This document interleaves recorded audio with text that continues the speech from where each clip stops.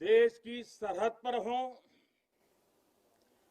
आसमान में या समंदर के विस्तार में, बर्फीली चोटियों पर हो या घने जंगलों में, राष्ट्र रक्षा में जुटे हर वीर बेटे बेटी,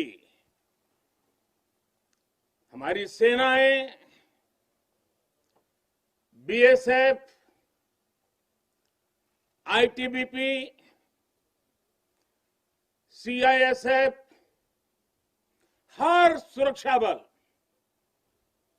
हमारे पुलिस के जवान, हर किसी को मैं आज दीपावली के इस पावन पर्व पर आदर पूर्वक नमन करता हूं।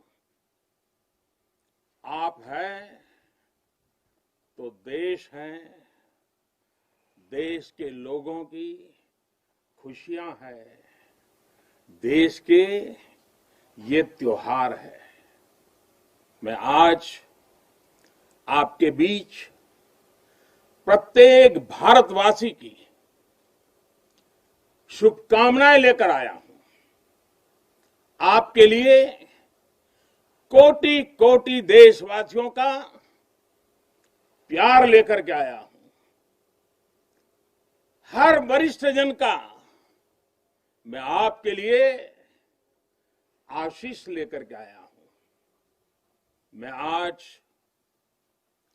उन वीर माताओं, बहनों और बच्चों को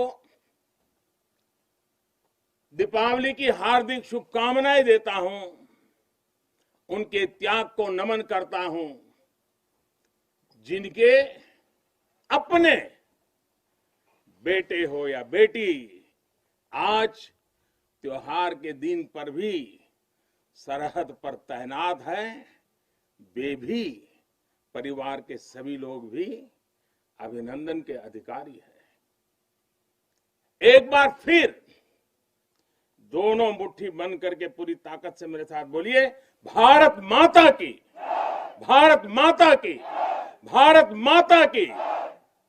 साथियों, मुझे याद है प्रधानमंत्री बनने के बाद पहली बार 2014 में दीपावली के पर्व पर मैं सियाचिन चला गया था जवानों के साथ दिवाली मनाने के लिए।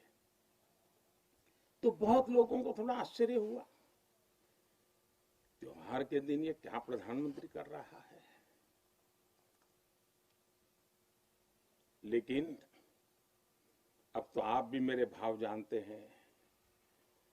अगर दिवाली के पर्व पर अपनों के बीच ही तो जाऊंगा, अपनों से दूर कहां रहूंगा। और इसलिए आज भी दीपावली के पर्व आपके बीच में आया हूं, अपनों के बीच में आया हूं। आप भले बर्फीली पहाड़ियों पर रहें या फिर रेगिस्तान में, मेरी दिवाली तो आपके बीच आकर ही पूरी होती है।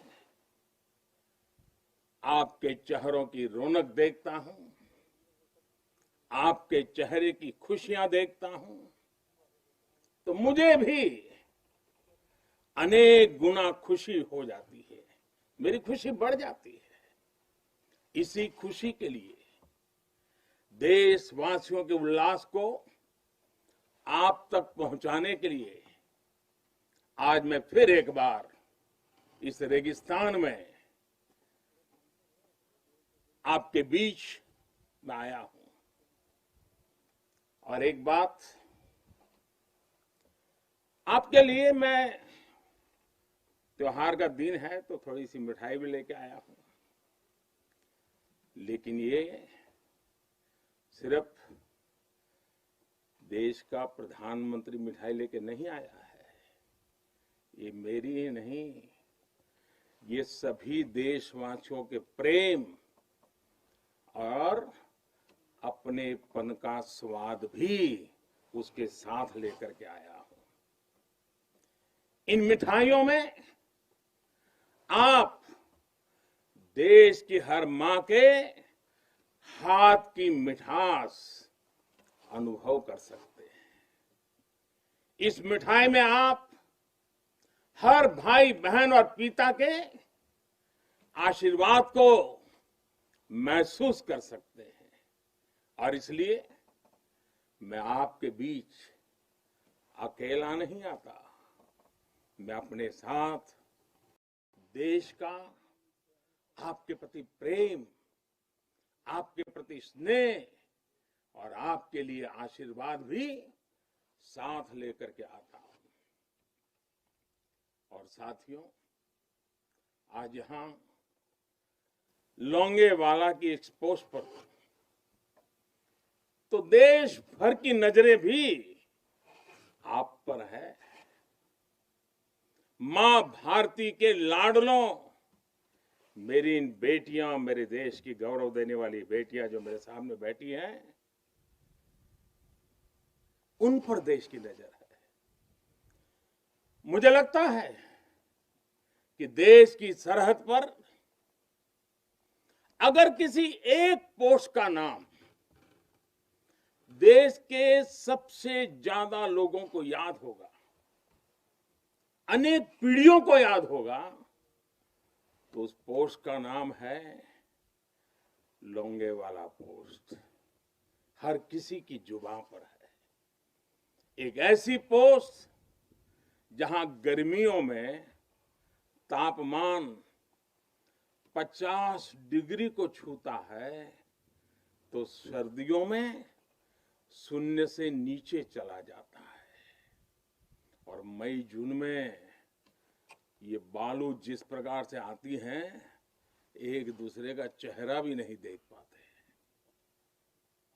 इस पोस्ट पर आपके साथियों ने शौर्य की एक ऐसी गाथा लिख दी है जो आज भी हर भारतीय के दिल को जोश से भर देती है। लोंगेवाला का नाम लेते ही हृदय की गहराई से, मन मंदिर से यही प्रकट होता है, जो बोले सो निहाल, सत श्री अकाल। ये जयकारा कानों में गूंजने लगता है। साथियों, जब भी सैन्य कुशलता के इतिहास के बारे में लिखा पढ़ा जाएगा, जब सैन्य पराक्रम की चर्चा होगी, तो बैटल ऑफ लोंगेवाला को जरूर याद किया जाएगा। ये वो समय था जब पाकिस्तान की सेना बांग्लादेश के निर्दोष नागरिकों पर अत्याचार कर रही थी, जुल्म कर रही थी, नरसंहार कर रही थी। बहन बेटियों पर अमानवीय जुल्म हो रहे थे और पाकिस्तान की सेना के लोग कर रहे थे। इन हरकतों से पाकिस्तान का घृणित चेहरा उजागर हो रहा था, भयंकर रूप दुनिया के सामने पाकिस्तान का प्रकट हो रहा था।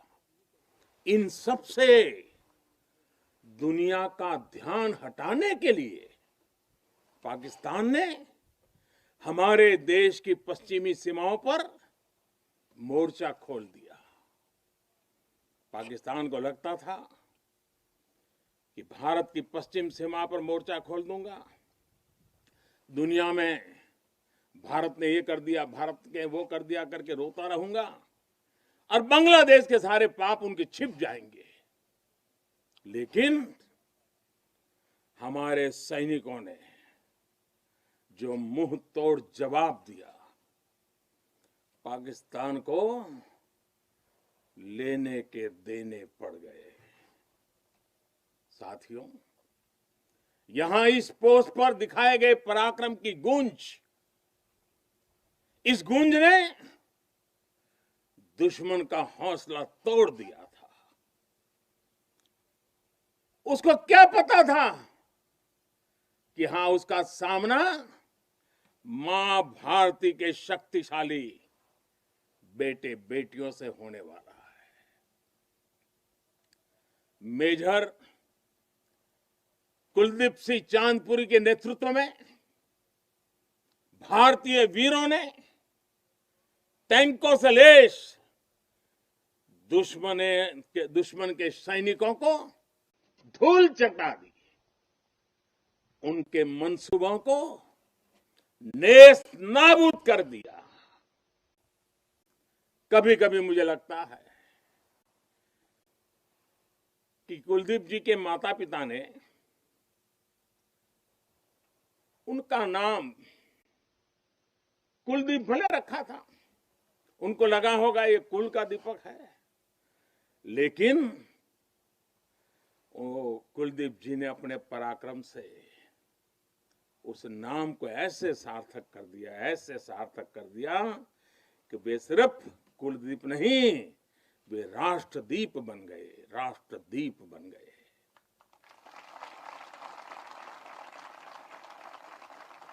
साथियों, लोंगेवाला का वो ऐतिहासिक युद्ध भारतीय सैन्य बल के शौर्य का प्रतीक तो है ही। थल सेना, बीएसएफ और वायुसेना के अद्भुत कोऑर्डिनेशन का भी प्रतीक है। इस लड़ाई ने दिखाया है कि भारत की संगठित सैन्य शक्ति के सामने चाहे कोई भी आ जाए, वो किसी भी सूरत में टिक नहीं पाएगा। अब जब सन 71 में हुए युद्ध के लोंगेवाला में हुई लड़ाई के 50 वर्ष होने जा रहे हैं। कुछ ही सप्ताह में हम इसके 50 वर्ष इस गौरवपूर्ण स्वर्णिम पृष्ठ को हम मनाने वाले हैं। और इसलिए आज मेरा मन यहां आने को कर गया है। तो पूरा देश अपने उन वीरों की विजय गाथाएं सुनकर वो गौरवान्वित होगा, उसका हौसला बुलंद होगा। नई पीढ़ियां और आने वाली पीढ़ियां इस पराक्रम के साथ प्रेरणा भी लेने के लिए ये अवसर उनके जीवन का एक बहुत बड़ा महत्वपूर्ण बनने वाला है। ऐसे ही वीर सपूतों के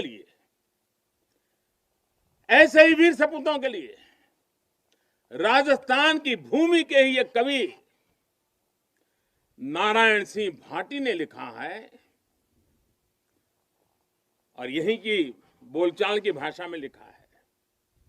उन्होंने लिखा है, इन जैसे घर इन जैसे गगन, इन जैसे घर इन जैसे गगन, इन जैसे सह इतिहास, इन जैसी सह पीढ़ियां, पाची तणे प्रकाश, प्राची तणे प्रकाश। यानी अपने वीर सपूतों के बलिदानों पर ये धरती गर्व करती है, आसमान गर्व करता है और संपूर्ण इतिहास गर्व करता है। जब जब सूर्य का प्रकाश इस धरती पर अंधकार को भगाने के लिए अवतरित होगा, आने वाली पीढ़ियां इस बलिदान पर गर्व करती रहेगी।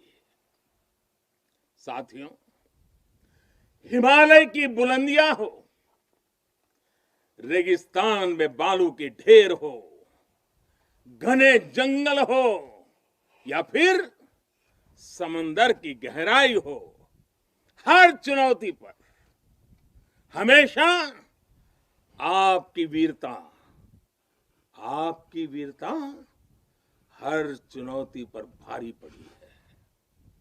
आप में से अनेक साथी अगर आज यहां रेगिस्तान में डटे हैं तो आपको हिमालय की ऊंचाइयों का भी अनुभव है। स्थिति परिस्थिति कोई भी हो, आपका पराक्रम, आपका शौर्य अतुलनीय है। इसी का असर है कि आज दुश्मन भी ये एहसास है कि भारत के जांबाजों की कोई बराबरी नहीं है। आपके इसी शौर्य को नमन करते हुए आज भारत के 130 करोड़ देशवासी आपके साथ मजबूती से खड़े हैं। आज हर भारतवासी को अपने सैनिकों की ताकत और शौर्य पर गर्व है। उन्हें आपकी अजेयता पर, आपके अपराजेयता पर गर्व है। दुनिया की कोई भी ताकत हमारे वीर जवानों को देश की सीमा की सुरक्षा करने से न रोक सकता है, न टोक भी सकता है। साथियों, दुनिया का इतिहास हमें ये बताता है कि केवल वही राष्ट्र सुरक्षित रहे हैं, वही राष्ट्र आगे बढ़े हैं जिनके भीतर आक्रांताओं का मुकाबला करने की क्षमता थी।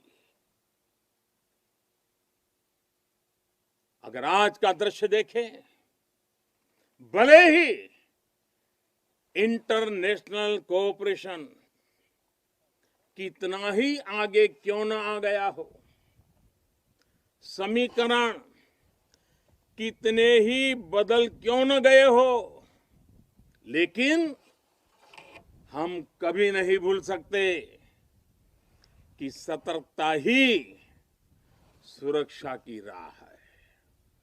सजगता ही सुख चैन का संबल है। सामर्थ्य ही विजय का विश्वास है। सक्षमता से ही शांति का पुरस्कार है।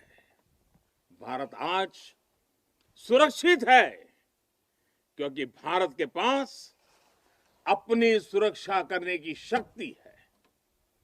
भारत के पास आप जैसे वीर बेटे बेटियां हैं।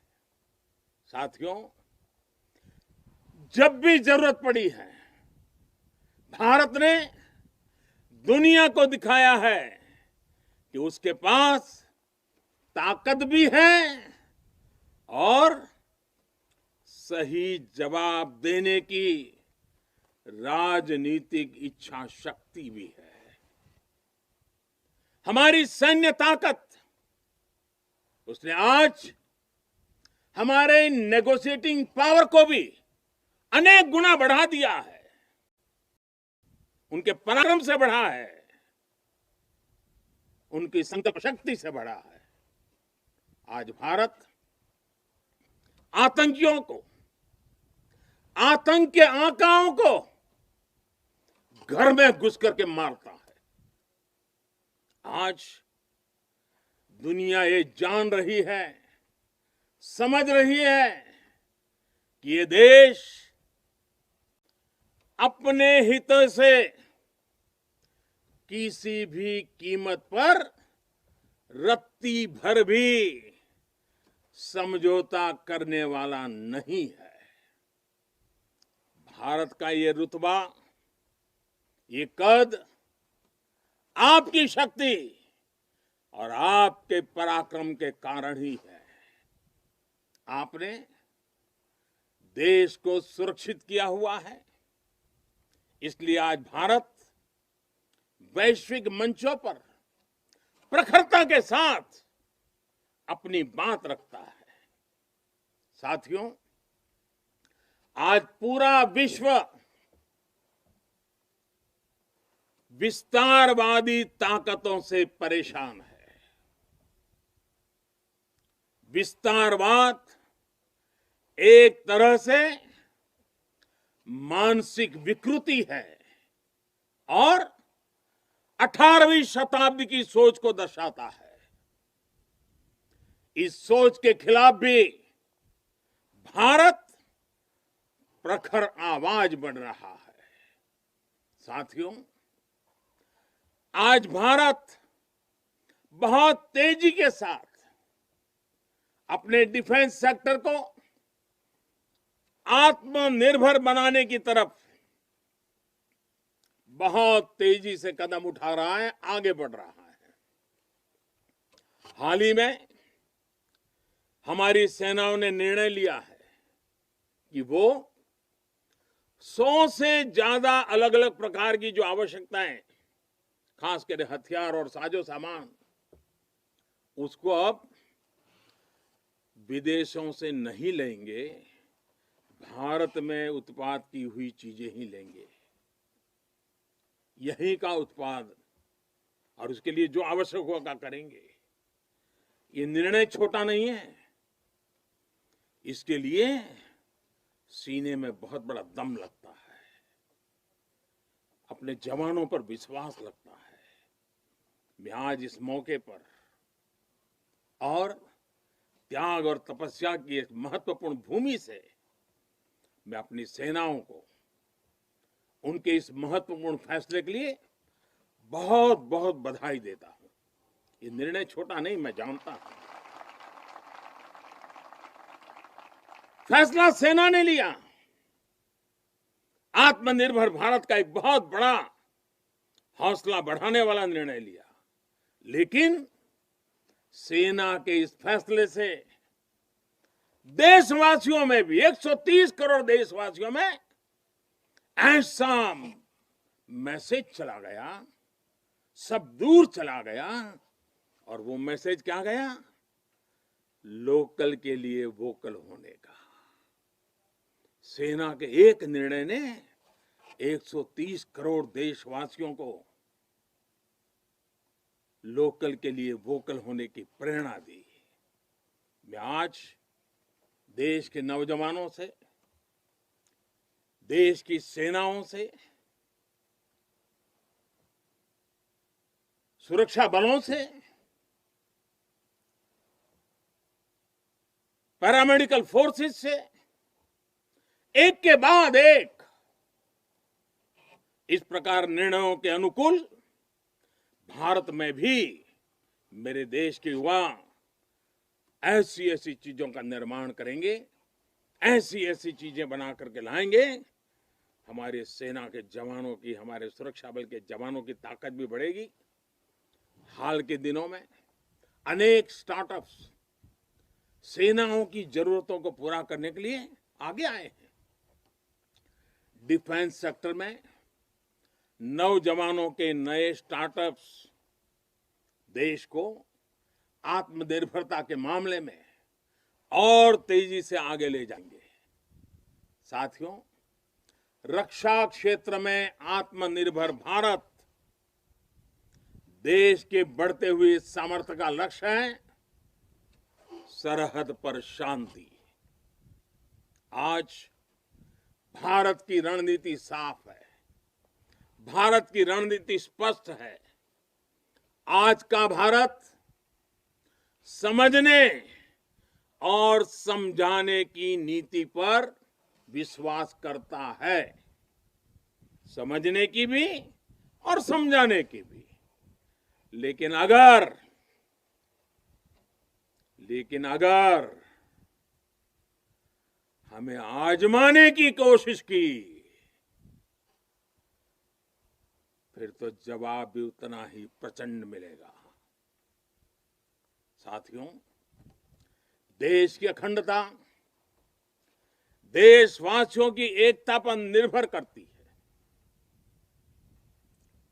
शांति, एकता, सद्भावना देश के भीतर देश की अखंडता को ऊर्जा देती है। सीमा की सुरक्षा सुरक्षा बलों की शक्ति के साथ जुड़ी है। सीमा पर हमारे जाबाजों का हौसला बुलंद रहे, उनका मनोबल आसमान से भी ऊंचा रहे, इसलिए उनकी हर आवश्यकता, हर जरूरत आज देश की सर्वोच्च प्राथमिकताओं में है। उनके परिवार की देखभाल ये देश का दायित्व है। बीते समय में सैनिकों के बच्चों की शिक्षा और रोजगार को लेकर भी अनेक फैसले लिए गए हैं। पिछले वर्ष जब मैंने दूसरी बार शपथ ली थी, मेरा पहला फैसला ही शहीदों के बच्चों की शिक्षा से जुड़ा हुआ था। इसके तहत नेशनल डिफेंस फंड के अंतर्गत मिलने वाली स्कॉलरशिप को बढ़ाया गया है। साथियों, सुविधा के साथ साथ वीरों के सम्मान के लिए भी देश में अभूतपूर्व प्रयास चल रहे हैं। नेशनल वॉर मेमोरियल, राष्ट्रीय समर स्मारक, या फिर नेशनल पुलिस मेमोरियल हो, ये दोनों स्मारक देश के शौर्य के सर्वोच्च प्रतीक बनकर देशवासियों को, हमारी नई पीढ़ी को प्रेरित कर रहे हैं। साथियों, मुश्किल चुनौतियों के बीच आपका व्यवहार, आपका टीम वर्क देश को हर मोर्चे पर इसी जज्बे के साथ लड़ने की सीख देता है। आज देश इसी भावना से कोरोना जैसी महामारी के खिलाफ भी जंग लड़ रहा है।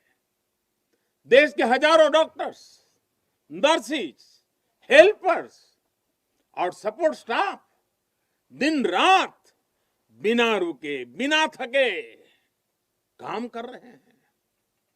देशवासी भी इस जंग को फ्रंट लाइन वॉरियर्स की तरह लड़ रहे हैं।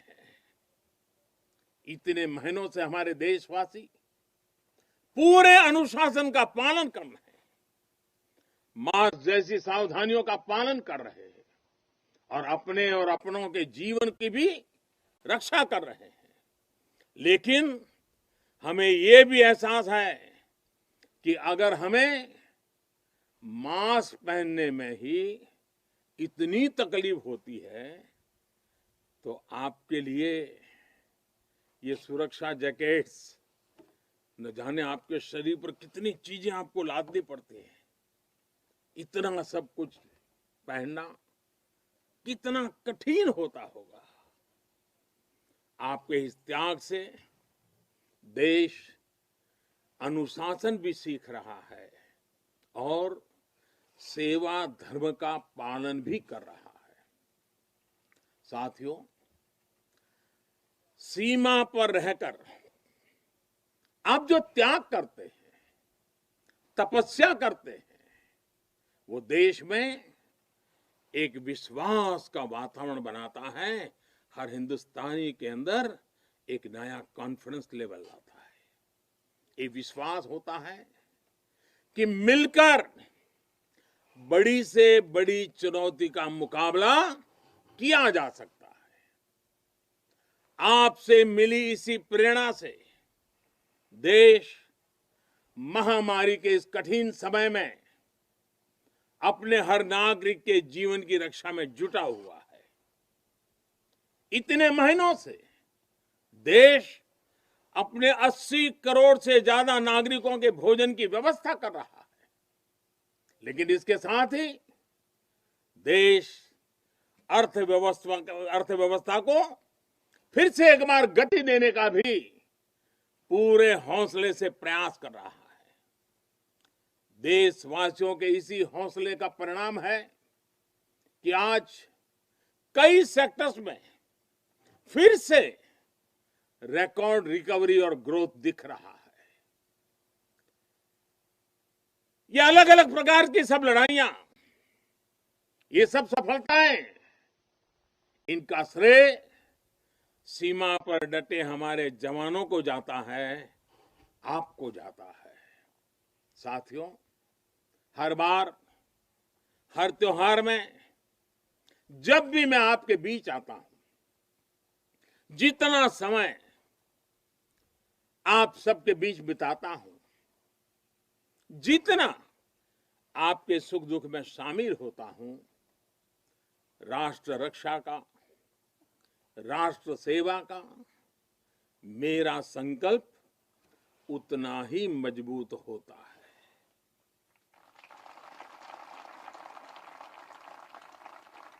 मैं आपको फिर आश्वस्त करता हूं कि आप निश्चिंत होकर अपने कर्तव्य पथ पर डटे रहें। प्रत्येक देशवासी आपके साथ है। हां, आज के दिन मैं आपसे एक मित्र के रूप में, एक साथी के रूप में 3 बातों का आग्रह करूंगा और मुझे विश्वास है कि मेरा यह आग्रह आपके लिए भी हो सकता है संकल्प बन जाए। पहला, कुछ न कुछ नया इनोवेट करने की आदत को, नई तरीके से करने की आदत, नई चीज खोज करके करने की आदत, इसको जिंदगी का हिस्सा बनाइए। और मैंने देखा है कि इस प्रकार की जिंदगी गुजारने वाले हमारे जवान, उनकी क्रिएटिविटी देश के लिए बहुत कुछ नई चीजें ला सकती है। आप थोड़ा सा ध्यान दीजिए कुछ न कुछ इनोवेट करने का। देखिए हमारे सुरक्षा बलों को, क्योंकि आप अनुभव के आधार पर इनोवेट करते हैं, रोजमर्रा से जिस प्रकार से जूझते हैं उसमें से निकालते हैं, बहुत बड़ा लाभ होता है। दूसरा मेरा आग्रह है, और वो आप लोगों के लिए बहुत जरूरी है, आप हर हालत में योग को अपने जीवन का हिस्सा बनाए रखिए। और तीसरा, हम सब की अपनी अपनी मातृभाषा है। हम में से बहुत लोग हिंदी बोलते भी हैं, हम में से कुछ लोग अंग्रेजी भी बोलते हैं। इन सब से तो हमारा स्वाभाविक नाता रहता है। लेकिन जब ऐसा सामूहिक जीवन होता है, एक मेरे सामने लघु भारत बैठा हुआ है, देश के हर कोने के नौजवान बैठे हुए हैं, अलग अलग मातृभाषा के नौजवान बैठे हुए हैं, तब मैं आपसे एक और आग्रह करता हूं कि मातृभाषा वो जानते हैं आप, हिंदी जानते हैं, अंग्रेजी जानते हैं, क्यों ना अपने किसी एक साथी के पास से भारत की कोई एक और भाषा आप जरूर आत्मसात कीजिए, सीखिए। आप देखना वो आपकी एक बहुत बड़ी ताकत बन जाएगी।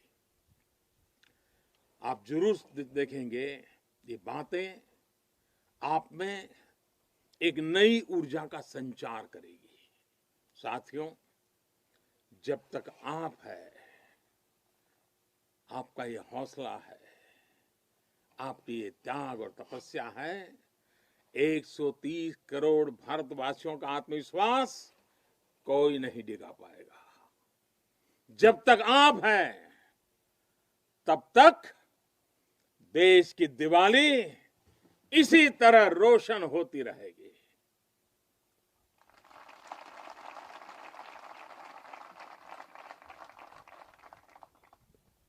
लोंगेवाला की इस पराक्रमी भूमि से, वीरता और साहस की भूमि से, त्याग और तपस्या की भूमि से मैं फिर एक बार आप सबको भी और देशवासियों को भी दीपावली की अनेक अनेक शुभकामनाएं देता हूं। मेरे साथ पूरी ताकत के साथ दोनों मुट्ठी ऊपर करके पूरी ताकत से बोलिए, भारत माता की, भारत माता की, भारत माता की, भारत माता की, भारत माता की। बहुत बहुत धन्यवाद।